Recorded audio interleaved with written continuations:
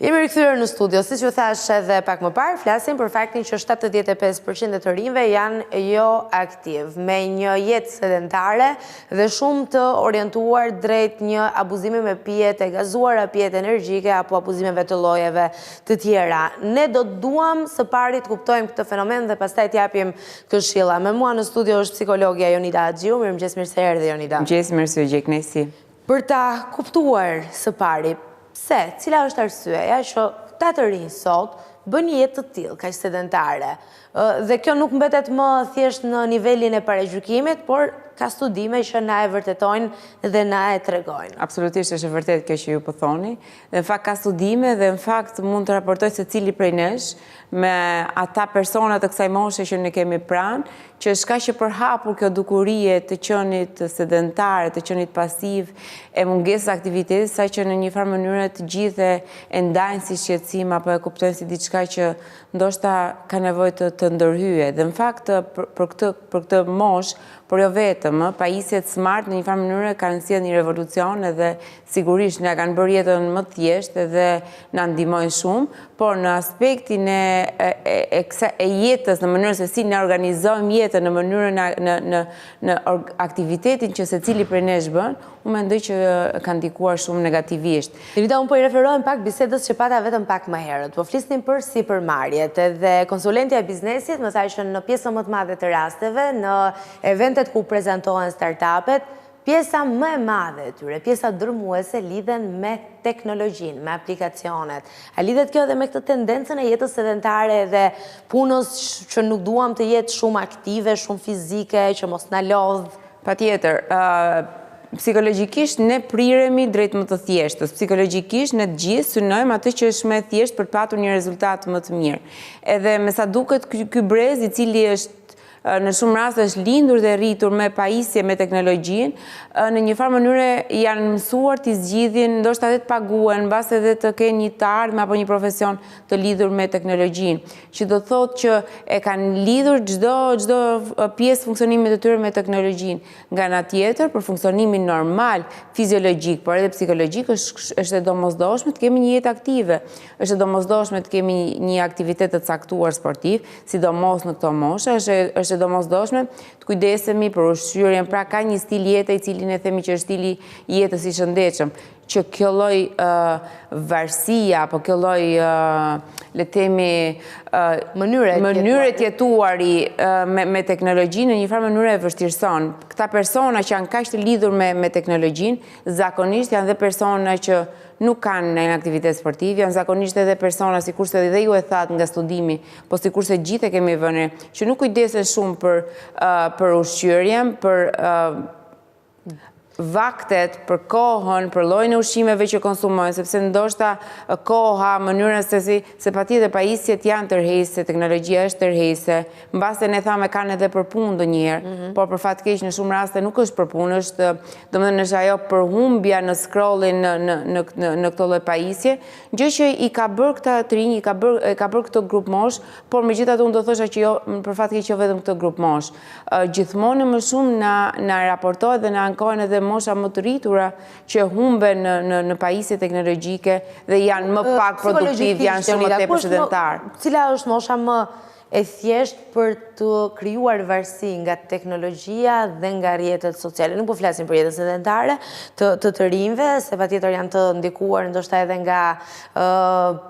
koha, mund të jenë produkti kohës, por nëse bëjmë një ndarje mes moshave, janë moshat më të mëdha apo të rinj që e kanë më të thjeshtë arrin pragun e varësisë nga teknologjia? Unë do thosha në fakt që nuk mund të themi që kjo moshë është më e rrezikuar. Për fat keq, të gjithë janë një lloj të rrezikuar, duke filluar nga foshnjat që kanë ato kontentet, ato përmbajtjet që janë shumë interesante, dhe në momentin që ka një pajisje ti shikon që është gjithkohon aty dhe ka shumë dëshirë dhe ka shumë kuriozitet për të eksploruar, duke vazhduar më tej patjetër për adoleshentët janë pafund kontentet interesante, të cilat për ta janë interesante, të cilat për ta janë tërheqëse dhe i mbajnë aty, dhe duke vazhduar më pas dhe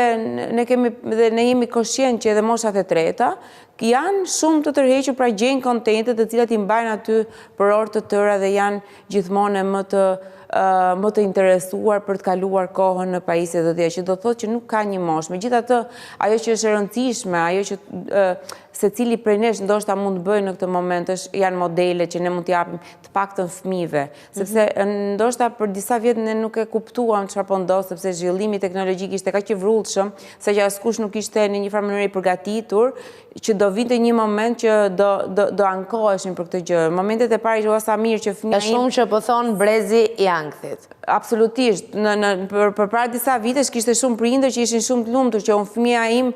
i jap një pajisje aty të mund të rri me orë të tëra. Tash më kuptojmë që kjo Kemi dëgjuar një kudo ato, di çfarë i bën telefonit? Pra, këtë kemi dëgjuar. E kemi dëgjuar dhe për shumë kohë kjo ka qenë një mënyrë, një krenari për prindit se sa i shkathët apo sa i zoti ishte kjo foshnje që në moshë kaq të vogël arrin të përdor teknologjinë. Dhe shumë mirë, absolutisht. Unë nuk dua të hyj në këtë pjesën e dobishme apo në pjesën e përfitimit që ky brez ka si një brez i lindur dhe i rritur me teknologji. Por nga ana tjetër duhet të fokusohemi dhe ky është një rol i domosdoshëm i familjes, i prindit, i kujdestarëve në përgjithësi, i ndoshta dhe i shkollave, por shkollat në një farë mënyrë po e bëjnë këtë, po e ndalojnë pajisjet në përgjithësi në orarin e mësimit. Është detyrë themelore e familjes për të edukuar, sepse duke edukuar fëmijën me një orë të caktuar të pajisjeve teknologjike, duke edukuar që kjo sjellje nuk është e shëndetshme, kjo sjellje pengon socializimin, kjo sjellje pengon komunikimin dhe nga gjitha këto duke mos komunikuar kemi, domethënë bëjmë që adoleshenti ne të humbim, ne si prind apo ne si familjar të humbim shumë nga e përditshme e njëri tjetrit dhe duke krijuar modelet e një kufizimi në kohë të kohës së kaluar në këto pajisje, prindi ndihmon shumë në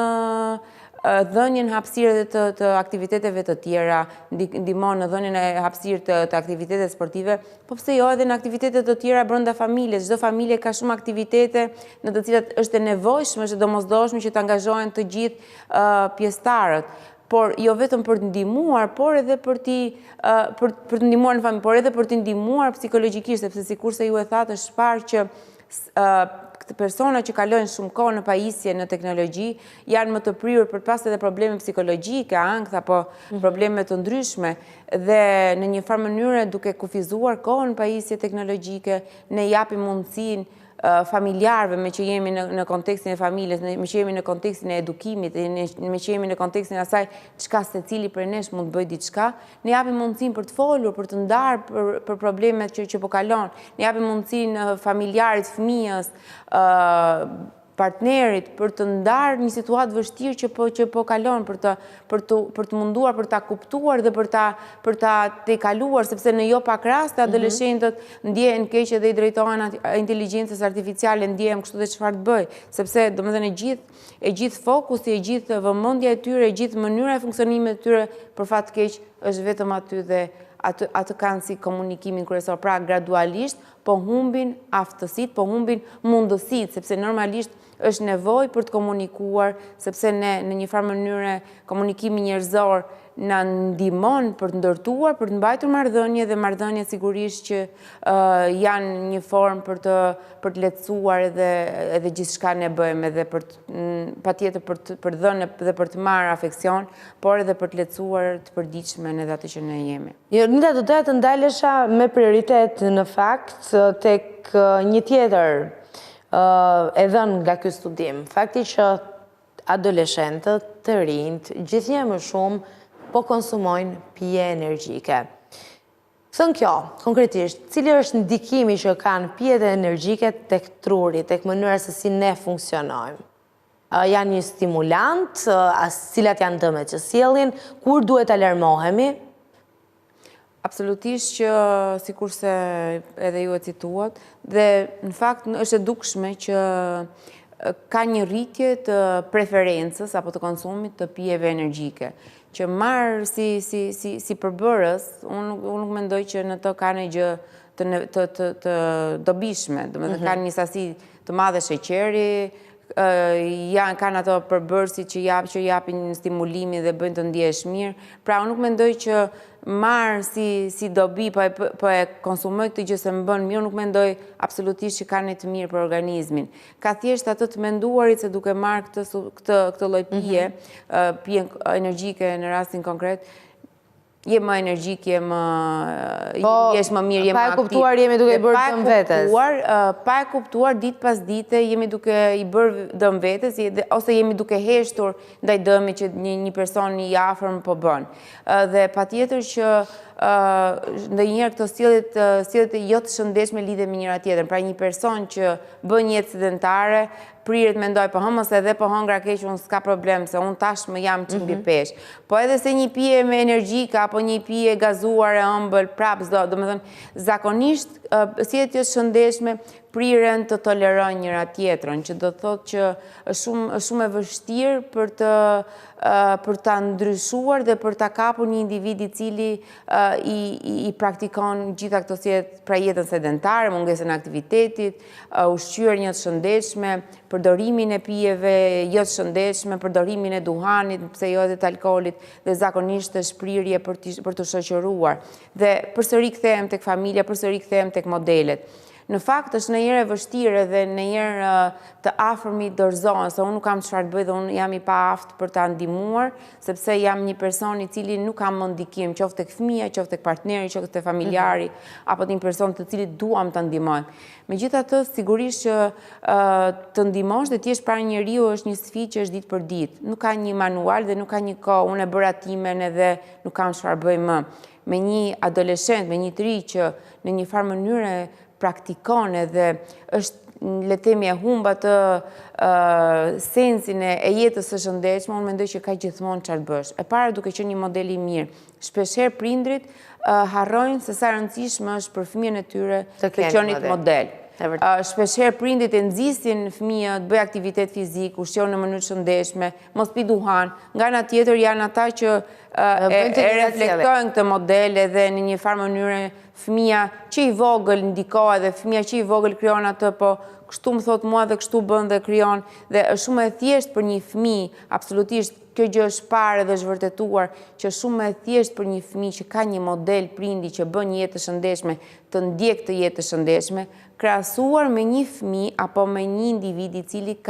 rrethohet nga modeli që bën një jetë të pashëndetshme. Kështu që modeli është shumë i rëndësishëm. Kështu që duhet patjetër prindrit edhe gjithë shoqëria të bëhen një model i mirë për të rinj. Jonida, unë falenderoj për bisedën edhe për këshillat.